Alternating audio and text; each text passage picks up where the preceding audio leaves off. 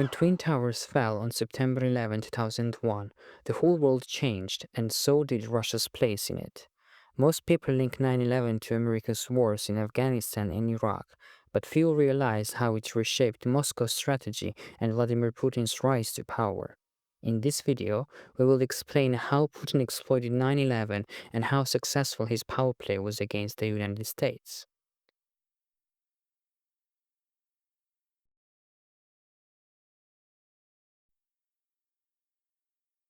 Within hours of attacks, Vladimir Putin was the first foreign leader to call George W. Bush. Putin presented this as a way to return Russia to global importance. He unveiled a five-point plan to help the United States fight terrorism: share intelligence on Afghanistan, open Russian airspace for humanitarian flights, let Central Asian states host US troops, provide search and rescue support, and send equipment to the anti-Taliban Northern Alliance. For a brief moment, Russia and the United States looked like the partners again, closer than any time since the Cold War. This was a dramatic shift. Many in Russia's military and security elite hated the idea of letting America into Central Asia. But Putin pushed it through, betting that cooperation with the United States would pay off. And in the end, it did.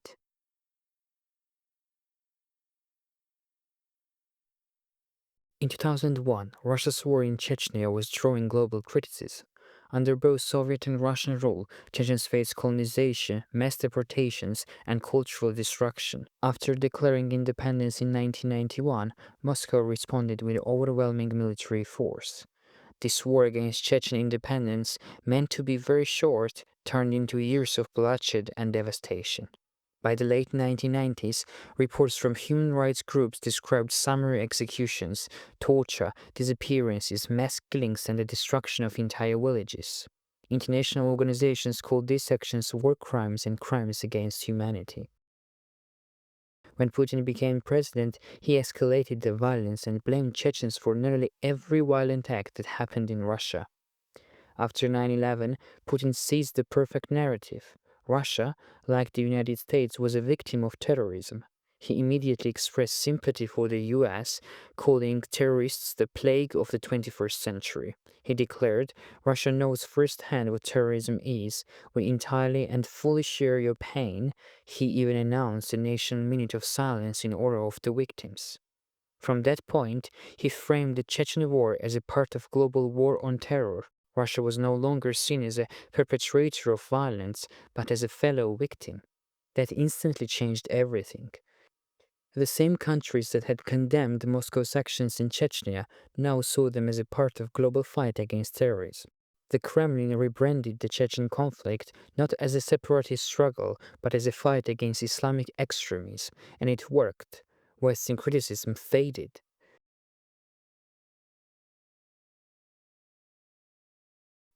Putin also used 9/11 to strengthen his control inside Russia. First, he tightened control over the media. In 2001, the last independent national TV station, NTV, was taken over by state-controlled Gazprom. Coverage of Chechen war shifted from exposing civilian suffering to repeating a Kremlin anti-terrorist narrative. Second, public opinion began to accept harsh security measures. The use of chemical gas that killed hostages during 2002 Moscow theater siege and the storming of Beslan school in 2004 was justified as necessary actions against terrorism. Instead of outrage, many Russians accepted these strategies as a proof that government was protecting them. New laws expanded surveillance, empowered the FSB, and normalized the permanent security state. Third, Putin built his image as a strong wartime leader. Every major crisis, however bloody, reinforced the idea that only Putin could keep Russia safe. After building this strongman image, he effectively cemented centralization. He abolished direct elections of regional governors, claiming it was necessary for national security to prevent another Chechnya. Governors would now be appointed by the president, effectively ending regional autonomy. This ended Russian experiment with federal democracy and turned into the managed authoritarian system. As Putin said, only the centralization of state power can guarantee security. He sent a clear message to the public: to protect Russia, the state and Putin himself had to be stronger than ever without limitations. And Russians agreed.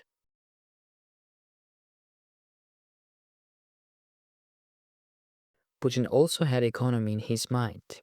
Russia's economy suffered from deep structural weaknesses, including heavy dependence on oil and gas exports, widespread corruption, and weak institutions. It lacked diversification, a strong industrial base, making growth vulnerable to external shocks. Putin needed Western investments and international legitimacy to support Russia's bid to join the World Trade Organization. Aligning with the US helped attract foreign investments and move Russia closer to World Trade Organization membership. The US did not pressure Russia to further open its markets or privatize state-owned enterprises before backing full membership.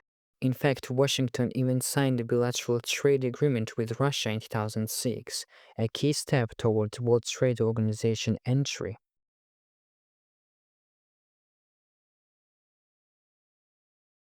Some argued that allowing Central Asian countries to open their air bases to US forces was a risky step for Putin, as hundreds of American, German, and French troops suddenly operated in the region long dominated by Russia. However, this was a calculated strategic move by Putin. Given Russia's weak economy and limited military capabilities, allowing US involvement was convenient. Russia lacked the resources to combat Islamist extremism in Central Asia that sometimes were hostile to Moscow. Allowing the US to take on that burden after 9/11 was convenient and cost Russia nothing. In short, 9/11 was not just America's tragedy, it was Putin's opportunity. Beneath the surface, it allowed him to rebuild Russia's influence, justify war crimes in Chechnya, silence independent voices, and dismantle democratic institutions, all under the banner of global security and the fight against terrorism. The tragedy that reshaped America also reshaped Russia, turning Putin from a new president with shaky authority into the strongman whose power seemed unshakable. The war on terror gave him cover, legitimacy, and time. As history shows, Putin used all three to build a system that still defines Russia today.